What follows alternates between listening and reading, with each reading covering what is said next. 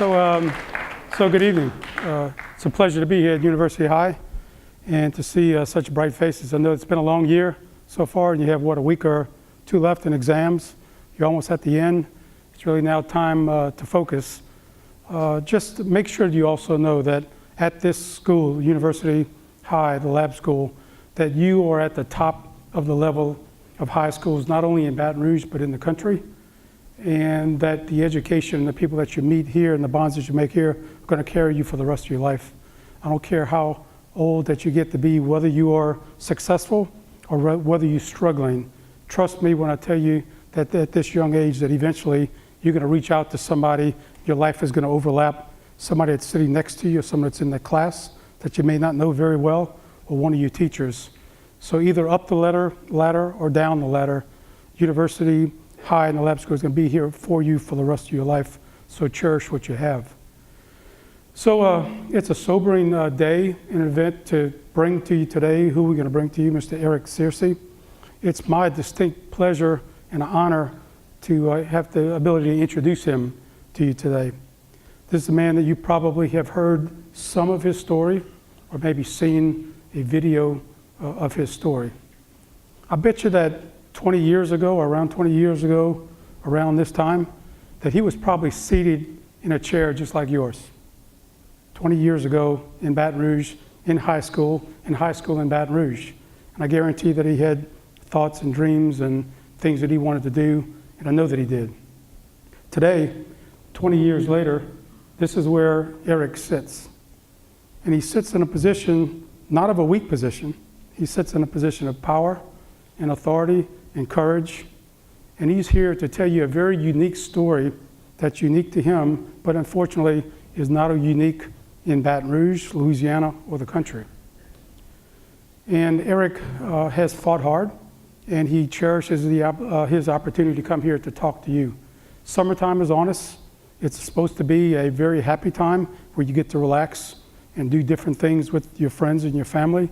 Unfortunately, as you probably have read and seen in Baton Rouge, it's also times where oftentimes young kids pick up weapons and kill each other intentionally, or they do so negligently. But that's really not U-High. But what potentially could be U-High is when you have that same age child, young person, young adult, that does make some poor decisions with texting or drinking or driving or drug driving. And when something really bad happens, and it happens not only to one person that potentially is arrested and goes to jail, but to another who's injured for the rest of their life. So it gives me great pleasure to introduce not only a very good friend and a very good speaker, but someone that is a fighter, someone who is in authority, and someone who has survived, and not only survivor, but he has survived and he is a winner. Please help me introduce Eric Searcy.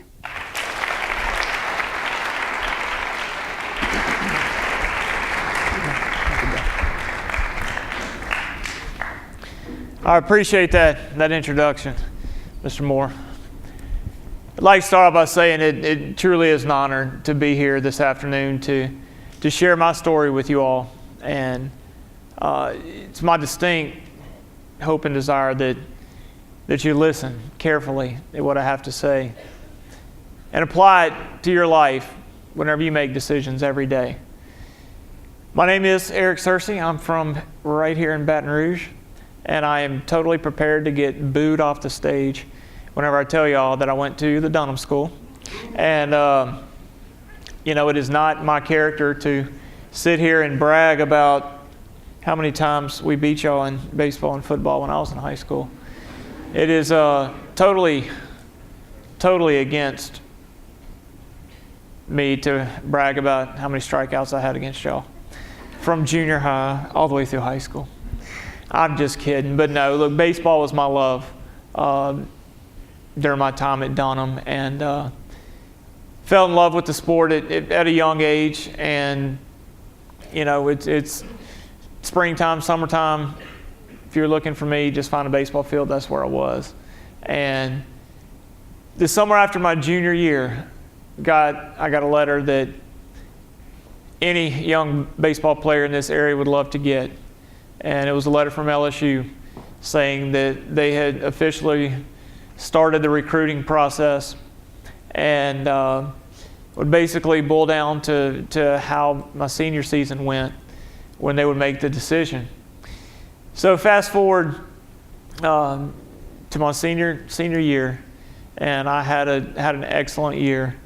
I was all state, all district, and undefeated that year, and got a call from the coach's office, and they were asking me about my grades. Well, that was the year that they started the TOPS program, and I qualified for TOPS. So they didn't have to give up a scholarship. I was basically a free player, and enrolled at LSU, scheduled all my classes, and 2 weeks before the semester started, I had to take a form to the baseball office from my doctor. It was just a release form saying that I was healthy enough to play, and went in the office, and the recruiting coach called me in. He said, "Eric, have a seat." He said, "I've been meaning to call you. I just signed a junior college pitcher from Texas. So unfortunately, we're not going to need you." And I mean, I can't describe that feeling. It was a long, slow walk back to my car. Got in my car, literally put my head over on the steering wheel and said, "God, what now?" You know, it went from the highest of highs to the lowest of lows in a matter of seconds. And fortunately, the very next morning, got a phone call from Coach Robichaux at UL in Lafayette. And he had heard what had happened, so he wanted my dad and I to go down there, so we did that day. We drove down there and toured the facility and met with the coaching staff, and it seemed like a good fit, but he had already filled the roster for that year, so all he could offer me was a position was called a preferred walk-on, which is basically a semester-long tryout. It means I would get to practice with the team all fall, but ultimately would have to beat out somebody who was already on the roster. So I accepted and packed my bags and moved to Lafayette, and it was a super exciting time in my life. You know, 18 years old, first time living away from home and not under the same roof as my parents, and being able to go where I want, when I want. No curfew, you know, don't have to check in with mom and dad every hour on the hour. And but things went great that semester. Not only on the baseball field, but in the classroom. And the last day of that semester, December the 5th, 1998, I went in and took my last final exam. Went to, after the exam, went to the baseball field and locker room and walked in. Sure enough, there was a note on the board for me to go into Coach Robichaux's office immediately. I remember bowing my head and saying, "God, please let my dream come true." Walked in his office and he said, "Eric, have a seat." It's like, uh-oh, here we go again. I don't like this "have a seat" when you walk into the coach's office, but he said, "You know, it's my job here as a head coach to find the players that will take this team to the next level. After evaluating you this fall, I feel like you're somebody who can do that. Congratulations, you made the team." And it was like 18 and a half years of hard work, and my dream had finally come true. As fast as I could get back to my apartment, I did. I couldn't wait to call my parents. And my dad picked up the phone, and he could hear the excitement in my voice. He knew I'd made the team, and so we talked for a while, and he congratulated me over and over. I'll never forget what I told my dad before I hung up the phone. I said, "Dad, I just finished my first semester of college. Made good grades. I've got an awesome girlfriend. And now my dream of being a college baseball player has come true." I said, "Dad, I cannot imagine life getting any more perfect. Could not imagine life getting any more perfect." I hung up the phone with my dad and called my best friend. just with baseball and school, he still lived in Baton Rouge. We didn't get to see each other that much that semester. So I called and told him the news, and he insisted on coming down to celebrate with me. And so him and a couple of my other good buddies drove to Lafayette. And we went out and we celebrated. And I remember getting in the car to come home that night. And the last thing I remember is closing the door when I got in the car. And when I opened my eyes, it was 31 days later. And I was staring up into the lights. All I could hear was the sound of heart monitors, life support, doctors, nurses talking. It's like I knew where I was, but I couldn't process what was going on. And I tried to ask my dad where I was. My mom and dad were sitting next to my bed. But I couldn't talk because I had what's called a tracheotomy. It's a tube basically going straight into my throat, breathing for me. So he had to read my lips. I said, "Dad, where am I?" I said, "You're in the hospital in Baton Rouge." "Why?" "Eric, you're in an accident." "What kind of accident?" I'll never forget the tears rolling down his face. Him and my mom. He said, "Son, you got hit by a drunk driver." I was like, "No, not me." I mean, you see that on the news. You read about it. It's always somebody else, not me. I said, "Well, thank God I'm alive." He told me what day it was. It was January the 6th. So, "Dad, I've got to get back to Lafayette. Spring practice starts tomorrow. Coach will kill me if I'm not there." He said, "Eric, you're not going anywhere for a while." "What do you mean?" "Eric, you're paralyzed."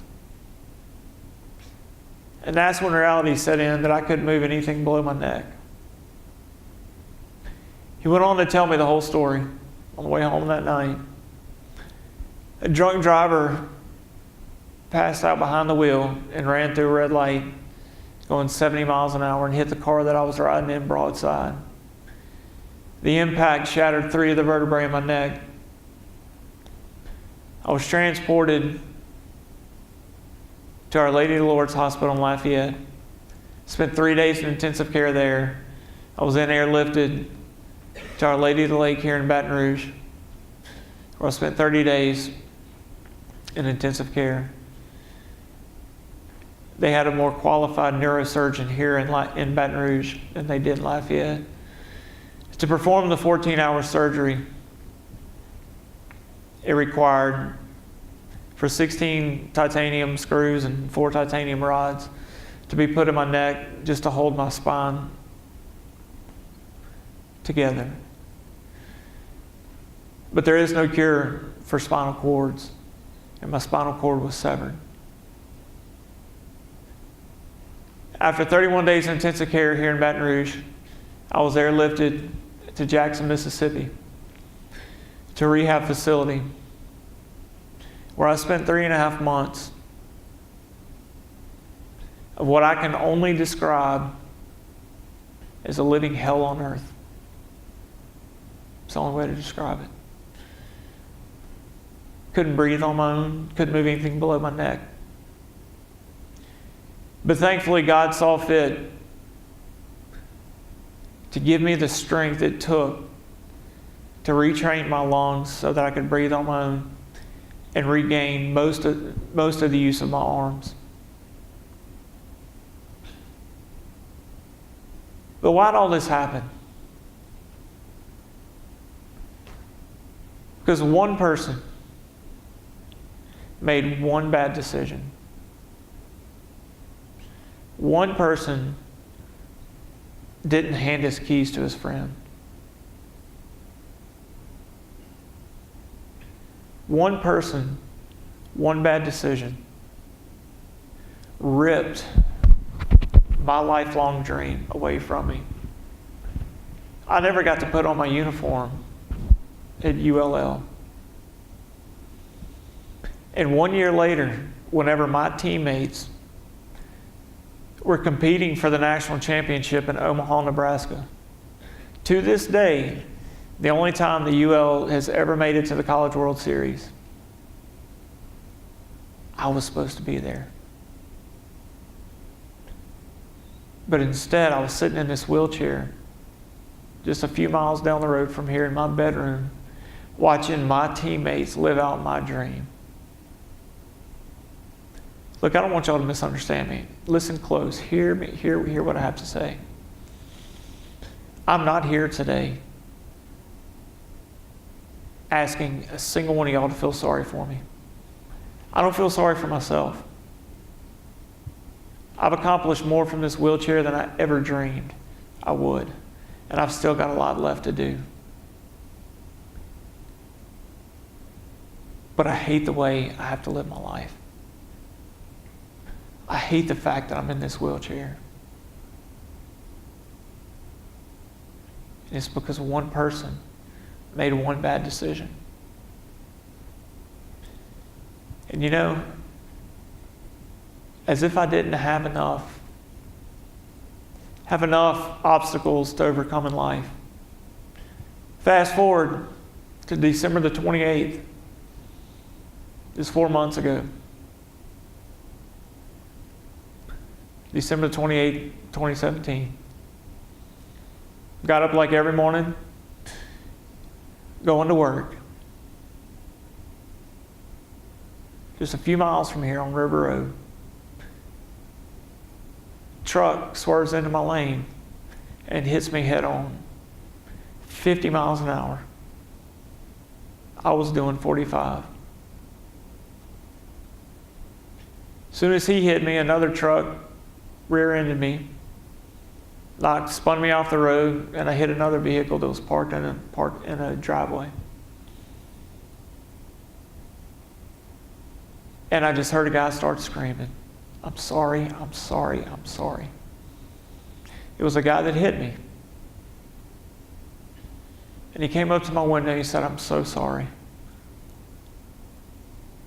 I shouldn't have been sending that text. I now have 2 herniated discs and a bulging disc in my back, and just found out a month ago that I have a broken vertebra in my back, and I'm staring at surgery again. I feel like I'm going through it all over again. Because one person made one bad decision and decided to look at his phone while he was driving. It can wait. I want y'all to hear this. Nobody asked me to come here today to try to scare y'all out of making bad decisions. But the reality of what I live through every day, what happens on these streets, in this city, in this state, and in this country, every single day is very scary. Happens every day. And it may be hard for some of you to comprehend this. But I'll tell you the way I look at it, I'm the lucky one. Because I'm still here to tell you my story. There's a lot of people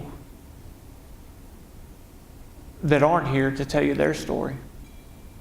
And it happens every day. Young people, y'all are in the prime of your life right now. You have got your whole life ahead of you. Don't let one bad decision steal your hopes and your dreams. Don't let one bad decision lead to your parents getting the phone call that mine got in the middle of the night saying, "Get to the hospital, we're not sure if he's going to make it." Be that friend. Be the one who stands up and says no. I'm not going to do that. I'm not going to let you do that. You've got your whole life ahead of you. Good decisions lead to good outcomes. Bad decisions, you're looking at what happens right here. Thank y'all so much for your time today.